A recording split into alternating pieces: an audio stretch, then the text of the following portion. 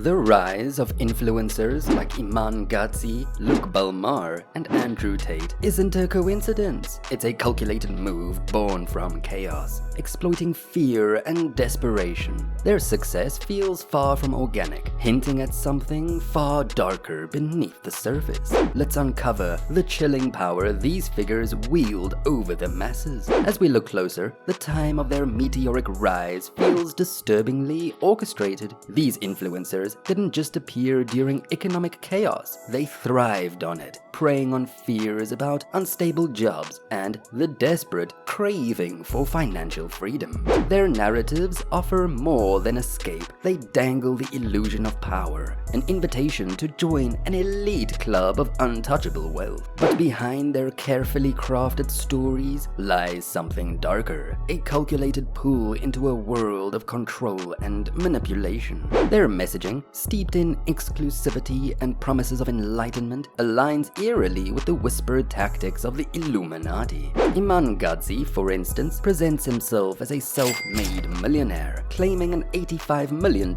net worth before 25. His narrative of overcoming adversity to achieve success captivated millions.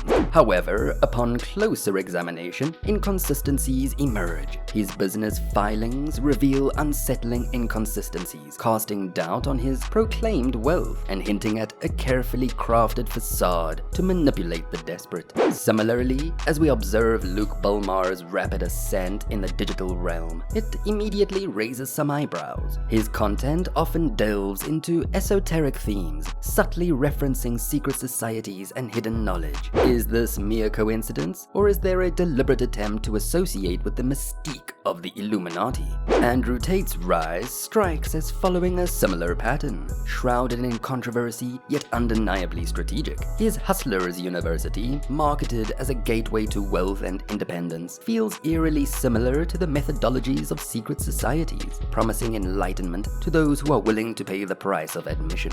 His lavish displays of wealth, unapologetic dominance, and cryptic language about the Matrix reminds us of the whispered ties to the Illuminati, an elite few controlling the masses while claiming to liberate them. Tai Lopez stands as the grandfather of this influencer playbook, paving the way with his infamous "Here in my garage" ad. But beyond the Lamborghini and bookshelves, it becomes clear that his method was less about spreading knowledge and more about perpetuating a cycle of dependence on his high-priced courses. Lopez seems less like a mere savvy marketer and more like someone who's laying the groundwork for a new era of manipulation, all under the guise of self-improvement. Eman's carefully curated narrative hides a darker reality, where privilege, not struggle, paved his path to wealth. The opulence of Dubai, his stepfather's influence, and the tax haven for the elite paint a picture far removed from the rags to riches tale he sells to millions.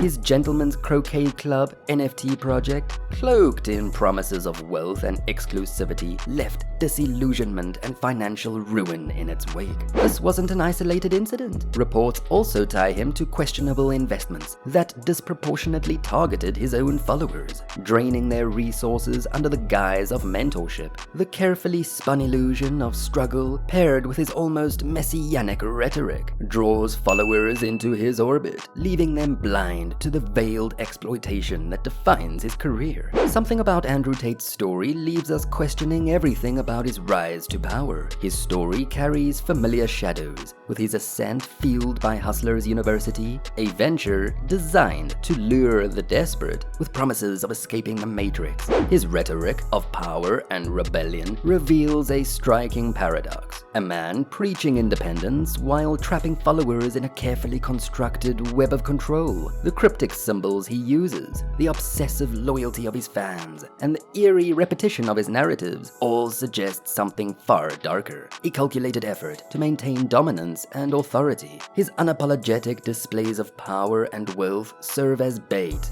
drawing the desperate and disillusioned deeper into his grip. The haunting question remains, are these empires of influence truly built on ambition, or are they crafted as tools for a far-reaching agenda of manipulation and dominance? What we are about to reveal about Belmar is both captivating and deeply intriguing. His story of arriving living in the US with just $200 in his suitcase and working odd jobs until he struck gold in crypto and e-commerce is undeniably compelling. Yet his meteoric rise raises unsettling questions. He speaks passionately about creating a decentralized entrepreneurial network with his Capital Club, but the whispers of aggressive tactics to silence critics and sanitize his past cast a long shadow. Why such secrecy, Luke? Could it be that his rise to prominence wasn't entirely organic? The more we dig, the darker the picture becomes. Allegations of censorship, veiled threats, and connections to anonymous financial dealings paint a portrait not of a self-made man, but of someone shielded by forces far beyond the public eye. His Capital Club, which he markets as a haven for ambitious entrepreneurs,